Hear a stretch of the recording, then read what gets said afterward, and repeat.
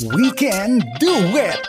Programang hatid ay kwentong buhay na puno ng inspirasyon at aral mula sa ating mga kababayan worldwide. We Can Do It! Dito lang sa inyong 702 DZAS, FEBC Radyo TV.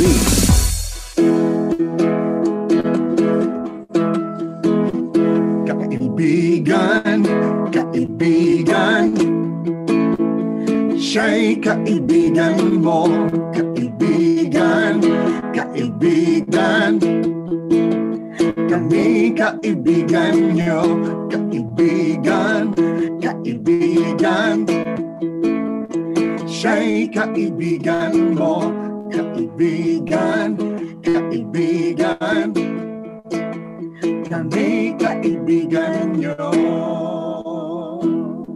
Yes, mga kaibigan, kami po ay narito muli ang inyong mga kaibigan sa ating programang We Can Do It. Yes, and welcome once again. Every Sunday po ang ating programa 6:30 at siguro kayo ay kumakain ng dinner ngayon kung nandyan kayo sa Philippines. Right. O kung sa ibang bansa, I don't really know. Global na po tayo ngayon. Nagkakakitaan po tayo. Nakikita niyo na po yung mga faces namin. We've been seeing all those notes. Sabi nila, ay, ang tagal na ho namin kayong pinapakinggan pero ngayon lang ho namin kayo nakikita. Aba, talaga naman. Sana hindi ho kayo na-dismay. Hindi, Ate Maru.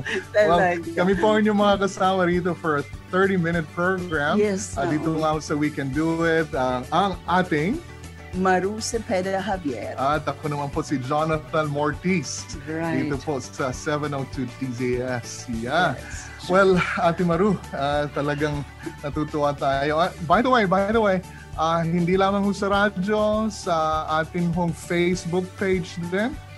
Nandito ho kami sa Amerika, nandito ho kami sa California, sa station po ng FEBC US, sa La Mirada, California. At wherever you are, yes. Global Philippines, we're here to be with you and would like to share what God is doing all over the world. Yes, at saka kung mayroon kayong mga kwento, ikwento niyo sa amin. Yes. Yan. Magiging guest namin kayo. Yes. For sure. For sure. Okay, Dan, alam mo, what is happening right now, no? Wherever you are, saan ka, sa radyo ka man, sa TV, lahat yata na mapapakinggan pag pinag-uusapan, ang mga tao ay nangangamba, no? Worry. At maraming tao nagkakasakit dito. Right. Ay, sa lockdown, sa mga sakit. Marami meron na akong kamag-anak na namatay sa COVID. Yes. Condolence, Tan. Yeah, it's just a matter of, Lord, sige, saan ba kami kakapit? That's true. Yun yung tanong natin, saan talaga tayo kakapit? At ito binabasa ko itong libro ni Dr. David Jeremiah and I came across about the word worry. Ang sabi niya, worry is like enjoying a rocking chair. It burns up calories but it doesn't get you anywhere. Which is true, no? Nagrarak ka lang, di ka naman umaandar. Tama. And to worry is to expend energy without changing anything. Right. And then sinabi niya, worry and anxiety changes nothing except the worrier. Kung sino yung nag-worry, yun ang tini-change ng worry. And it is always in a negative ways. Instead of worrying about a future you can't change, put your faith in the one to whom the future belongs. Yeah, wow. Kaya sabi natin, Panginoon Jesus, do not worry kasi it doesn't add up to your life, you know. Right. Actually, it lessens our life pa pagka tayo po ay nangangamba. Yeah. You know. And the thing with God is binigyan na tayo ng pag-asa. Correct. Yun ho, kaya lagi tayong may pupuntahan, meron tayong tatakbuhan, yung pag-asa na pinagkaloob sa atin ng ating Panginoong Jesus. That's true. And with the Lord, my dear friend, you can do it. Right. Yes. Well, ito po ang portion natin ng ating pong guest. Mamaya ay makakasama natin. Yes. However, ang ating pong Mission Day, ang ministry po ng Correct. Far East Broadcasting Company. At ito po yung gusto naming ibahagi sa inyo. We're all part of this work. Kung tayo po ay nagsabi na naniniwala tayo at kumikilala sa Panginoong Hesus, hindi ho tayo exempted. Lahat ho tayo ay called to serve the Lord. At yun ho ang, dahil, we understand the love of God, naintindihan natin yung krus ng Kalbaryo, naintindihan natin yung ginawa niya, at naintindihan natin yung pagkabuhay ng mag-uli ng ating Panginoong Hesus. Kaya nung tinawag ho niya mga alagad, let's be involved, at pinasa sa mga alagad, ngayon ho pinasa sa atin after 2,000 years. That's true. More than 2,000 years. And love is an action word. Talagang hindi pwede na when you love, you just keep it to yourself and say, oh, I love this, I love this. And just for yourself. No, I don't think so. That's love. That's selfishness. So ipinapasa ho natin. Ang FEBC International po ay nagpapasa ng salita ng Diyos ng Ebanghelyo. Ebanghelyo ay mabuting balita. Dahil meron ho tayong magandang balita at mabuting balita. True. Well, mga kapatid, mga kaibigan, nag-celebrate po tayo ng Easter, no, kamakailan, and we enjoyed really, even though we're kind of locked down a little bit, kami po sa simbahan namin, nagsama-sama na kami. Pero syempre, nandun yung distancing, naka-mask tayo, kinuhanan ng ating temperature. Pero ho sa Mongolia, nag-celebrate din ho sila. Ang FEBC Mongolia, ito nga ho yung FEBC International, hina-highlight natin ngayon, ang FEBC Mongolia. Ate Maru, year April 4, 2021, ang FEBC Mongolia po ay nagkaroon ng Easter broadcast online at ang tawag nila ay Resurrection Victory with worship songs in Mongolia. Di ba? Parang papuri ng Mongolia. Anong nakita ko to, sabi ko, wow, overjoy ako kasi sabi ko, wow, para uling papuri. I know. Pero ito po ginawa nila nitong Easter. They kicked off yun hong mga songs nila. Within 2 weeks, kasi lockdown, so in-encourage na nila yung mga listeners nila sa Mongolia na gumawa ng mga awitin, mag-compose ng mga songs. Kasi ang ginagawa nila, kagaya noon tayo, no? And hanggang ngayon, right? Meron tayo mga adaptation na sinatawag. Mga hymns. Mga hymns, tapos mga praise and worship. Gustong-gusto nila yung mga kanta ng Hillsong, Don Moen, Matt Redman, yung mga gusto natin yung mga songs. However, dahil ang Mongolia ay mayroon ho rin silang radio stations all over Mongolia, naka-establish na sila ng radio stations doon, ay hinamon naman nila yung mga Christians na gumawa po ng mga kanta. So during the lockdown, a total of 128 new worship songs were collected. Nalikom nila. Talaga? 128.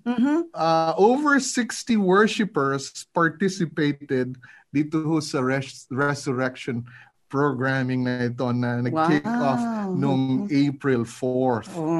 Kaya very, very successful, and within kumuha sila ng 7, tapos nagdagdag sila ng 1, so naging 8 para i-launch nila sa album. Ito yung the best. The parang best, papuri siya.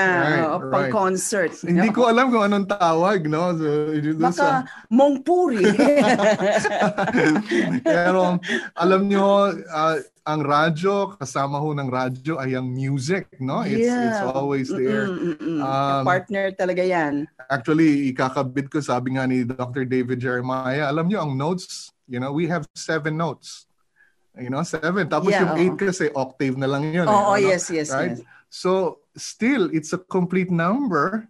ang music galing rin sa Diyos. Amen. Tingnan mo nga naman, Nathan. I really believe na ang music galing sa Diyos. Yes. Kaya gamitin ho natin to, ginamit ho natin sa Papuri 1979. Makakarinig pa rin ho kayo sa susunod na linggo. Yes. Right? Kasi yung yes. ating mga kick-off information about the history ng FEBC, lalo na ho ang Papuri. So may special tayong guest. Oo, kasi anniversary month natin. Yes. And then ngayon, ang Mongolia naman po ay nag-launch sila nitong Easter Sunday. Sana makapakinig tayo ng isang kanta. I know. Pwede nating pakinggan, tapos patugtugin din dito. I know. Ano kayang tunog nun? Hindi, di ba meron sila mga sikat na yung mga songs nila na they're using the throat? Ganun sila. Pero I believe siyempre mga contemporary na to. yung mga when I was there, I really enjoyed that. It's their traditional music. Pero I'd love to hear that, yung integration ng traditional tsaka ng contemporary. You're right. But the good thing is, sumunod sila sa Panginoon. The Lord has called them to do this. Nakita nila yung pangangailangan. Ngayon ay Mongolian Christian music, gospel music. Wow. So we have that's nice. With FEBC Mongolia. So FEBC nag-kick off doon sa Ulaanbaatar. So yun po ang ating exciting news na gustong ibahagi sa inyo. And hindi lamang po doon. Ito ang hamon namin sa inyo. Kaya ho kami narito. Ay tayo rin maging involved sa gawain ng Panginoon. Correct. Kung gumagawa ho kayo ng kanta, definitely write songs, put music in your songs, at gamitin nyo sa Panginoon. Kung kayo po ay mahilig magluto, ilagay natin, i-apply natin kung ano yung gifting talaga na binigay sa atin ng Panginoon. Magluto tayo sa pangalan ng Panginoon. Amen. Ipamahagi natin sa mga tao na posibleng walang makain. That's true. Yun ho ang hamon namin sa inyo. Anything, anywhere, whatever God has placed you, kung tayo po ay naglilingkod sa Panginoon, kung tayo nakakilala sa Panginoon, yun ho ang gawin natin. Sumunod ho tayo sa Kanya, maging sensitive lang tayo kung saan niya tayo dadalhin. Let's be involved. Kasi ito, we always say, Mission Day, ito po yung mission ng Diyos. That's why we're here. That's why ito po yung programa, We Can Do It. Dahil we can do it for God's glory. Yan po ang FEBC International. Yes. Napakaganda naman. That's really good news. Alam mo naman, pag musika ay talagang it rings in our ears. Right. Sana one day we will try to feature if ever possible. Definitely makakakuha tayo ng kantahin natin. Ayun lang, hindi ko alam kung makakanta natin. Nahirapan tayo siguro doon. Right. But anyway. But we can listen to it. And we can do it po sa tulong ng Panginoon. You can do it. We can do it. Really, we can do it too. You can do it. We can do it. Really, we can do it too. Amen. That's really good news. Good news talaga yan. Now we go into the second part ng ating program and we call this the 4Ts. 4Ts ay anong ibig sabihin ng 4Ts? Ay pwede kang 40 years old. Pwede ka rin below 40 years old. Okay. Or actually ang meaning namin sa aming program, 4Ts are take time to talk. Yeah. So, there are things... Apat na T. Yeah, apat na T. Kasi may mga nangyayari sa buhay natin na before ay hindi tayo comfortable to talk about it, no? But then, sabi, the thing of the past, kayang-kaya na natin yan. So ito yung portion natin na we can just share whatever we want to share dito sa program for the glory of God, of course. Yeah. It's because of our love for the Lord. That's why nagawa mo itong mga isi-share ninyo sa natin. So yan po ang ating feature for Yeah, today. welcome na natin ang ating pong guest. Yes, ang ating special guest is a very close friend of mine. Schoolmate ko ito nung high school. Kaya 4 years na magkasama kami sa compound ng Negros Occidental High School. Nice. Hello dyan sa ating mga class 66 classmates. Wow. Hello! Siya po ay naging president chapter president ng 4C-4 South San Francisco Golden Gate Lions. In the year 2015 and 2016, Right. re-elected again as a president in 2016 and 2017. So 2 terms siya as president.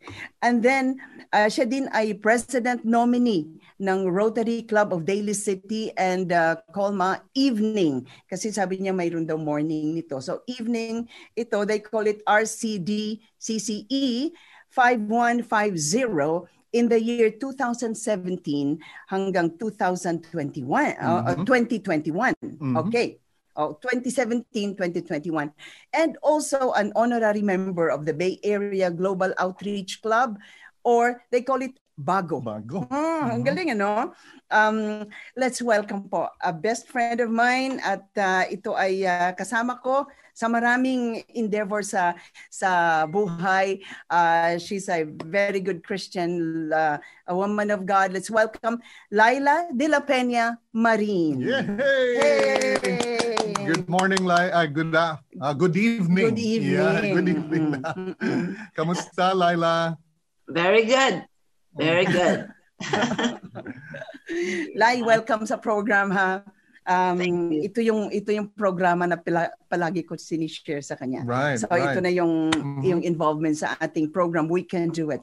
Lai, because of your presidency dito sa Lions Club, so mayroon kayong naging projects before na ang recipients ay Filipinos, mga Pilipino, especially din sa Bacolod. So tell us more about this, Lai. Yes, these are my signature projects because I felt that America is very affluent, so they don't need this. So I thought about our brothers and sisters in the Philippines, especially in Bacolod, where I come from, and also Maru came from there. So I said, we don't have much fun, but I think how am I going to spread this out, because the funds are not so big.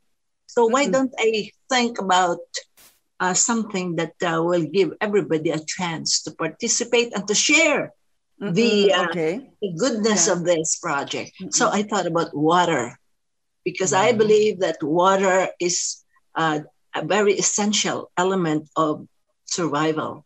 So I did, some research on how to do it. And so one of our classmates, Roger, has told me that you do the artesian wells.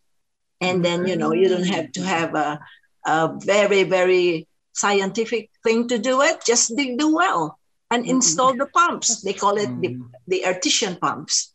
So I started in a very big area in Bacolod. This is a relocation project. This used to be a relocation for people that are in the slums, that are in a very problematic places. And so I built one artesian well pumps there. And Laila, I have a question. Doon sa contact mo doon sa the place where you put it, paano mo sila, how did you get in contact with them? May nag-refer ba sa'yo? I have a friend, a very close friend, who has some relatives that are living in there. And she told me that her brother is active in the social works of the barangay. And we talked about it, and she said, oh yeah, we don't have in one sitio there, they don't have water. They have to go to they have to travel at least 1/2 kilometer to get potable water. Wow. So there was not much problem with drinking water, because at the time when this one was initiated, we already have bottled waters, you know. And most of the people there don't drink from potable waters from the wells. So after about 3 months of my presidency, I've gathered enough money to do. Because I asked them, even the barangay chairman, how much is one artesian well? And they said it's about $40,000 pesos. Pesos. Yeah. And that was workable. My budget at the time was about 100,000 pesos. So that's about $2,000 at the time. Okay. So it was very viable. So when I went there, ocular inspection, we visited the... Like, can you mention what particular place is this? Can you still remember? Alam mo pa? Kung anong lugar to? Barangay Handumanan. Sa Handumanan. Okay. Yes, Handumanan. And we were very, the government of the barangay was very, very helpful to us. And so right away, I have defined where we should get the water. And so we started. After about a couple of weeks, it was done. And there, Water for Life. I call my project Water for Life, you know. So, and then after that, you know, this is the check that I gave them, a big check, but actually I gave them cash. So it's a total of 40,000 pesos. And I don't know now how much that would be. You know, it must have increased in the charges if you want to get one of those or install one of those. So, that's right. I still want to continue this. That's why I found, you know, another platform which is kind of viable with my projects, which is the Rotary. And that's why I joined the Rotary. And this time, you know, I'm semi-retired now. And so I said, we should go back to Bacolod and probably look for another place where to do this Water for Life. But then COVID came and everything just on a standstill. Now, in the past, we have also in Barangay Handumanan, we have feeding program. Feeding programs, okay. Yeah, every week. A feeding program costs only about 2,500 pesos for a group of individuals, that is the children that are being K to 5, something like that, because they have their own school there, and they are being fed with porridge, you know, arroz caldo, and then pandesal, you know, and they really enjoy it. And it's only 2,500 pesos, which is something like $50. $50, yes. Ilang mga bata ito, Laila? These are about marami. Every day. I mean, there are about 3 or 4 kindergarten schools there. I mean, privately owned, but also supported by the barangay government. Yeah. So it's with the help of my very best friend, Honey Mabel Ballesteros. Yeah, you know her. Yes, I know her. Yeah, and also she is a businesswoman, and at the time she always put up the money to do that. And it was really a worthwhile project. And you know, people with a heart to give really does that. And it's all in the platform of the Golden Gate Lions Club. You know, we don't handle it. We don't handle the money. You know, it's always what we did was give it to the treasurer and gives me back the check. You know, that way it's recorded. Yeah. Yeah, that's true. Okay. Yeah, that's because money is very sensitive as far as I'm concerned. Especially money that is donations. So, we and believe then that. yeah, and then I have another side project that Maru also has been a member. Yes. We distribute every summertime. We distribute reading glasses. Yeah, that's right. Because I noticed that some of our classmates before, they used to borrow each other when they want to read. I said, oh, and so I actually looked for people who were willing to donate only $100 each, and then we could gather all that, and we go to inner cities, During our reunion, we went to inner cities and distribute to the residents of that inner cities, the slum area. Yeah. So, well, Laila, gusto ko kasing malaman rin yung process, kasi, we'd like to encourage anyone listening.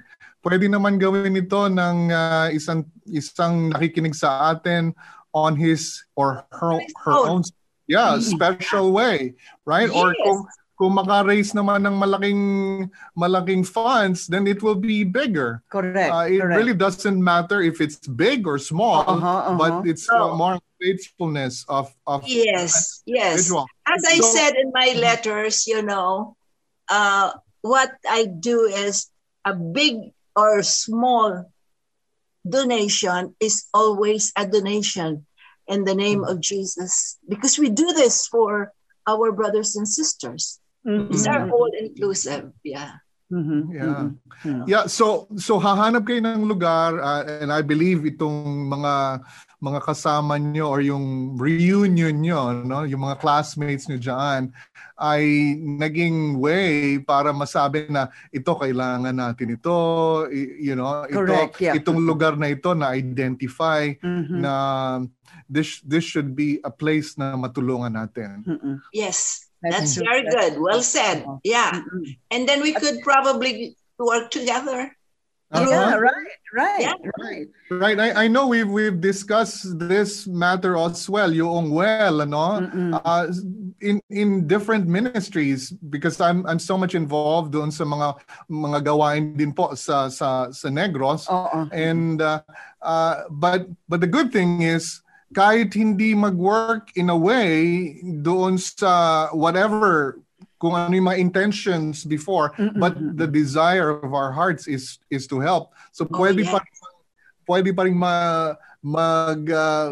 mag-sing, it will come into pass. Dahil rin sa mga areas na where we are at. Tama yun. Kaya kayo mga kaibigan, kung mayroon pa kayong, sometimes people would say, pag may extra ako, magbibigay ako. You know what? You don't have to, hindi na dapat isipin yung extra na yun. If the Lord would say, give whatever is the amount, put it all together, find something to do, and then do some mission work outside of what you have been doing, no? Kasi ito ay marami talagang nangangailangan sa atin. Even when you just sa sidewalk lang, maglalakad ka lang diyan, may makita ka talaga a person in need. So all you have to do is whatever need. Baka wala siyang tsinelas, may extra kang tsinelas, bigyan mo ng tsinelas. So, ito yung gusto namin sana ma-impart din sa ating mga tagapakinig na do something good for the glory of God. We have to redeem the time. Konti na lang po ang ating oras sa mundong ito. So, make use of it. Pray for someone. Alam mo, ang prayer is free. No, nobody will say no to a prayer. Right, Laila, any remaining words you'd like to say to our listeners? Challenge, Lai. I think you don't need big amount to start, because I always believe that small amounts, these are, and you get in your savings, you get part of it. And it's kind of hard to part with it sometimes. But you know what? Sacrificial giving, you must remember, is more worthy of the love of Jesus. Amen. That's why I urge and I encourage everybody, if you have some kind of idea, go for it. Do not, it's a small idea, but it will become big. Okay, so thank you so much, Lai, for your time, and I hope you gave a challenge to all of our listeners right now. I know that's a big encouragement. We can do it. Yes, we can do it. With Christ who gives us strength, we can do it. Yes, we can do it. With Christ who gives us strength. Yes, mga kaibigan, we can do it with the help of the Lord. And then, wala na tayong oras. God bless. God bless. Thank and we'll you. see Thank you, Laila. Thank you, Lai. Marami pong And we'll salamat. see you again next week. Bye-bye. Inyong narinig ang We Can Do It dito lamang sa inyong 702 DZAS FEBC Radio TV, Agapay ng Sambayanan.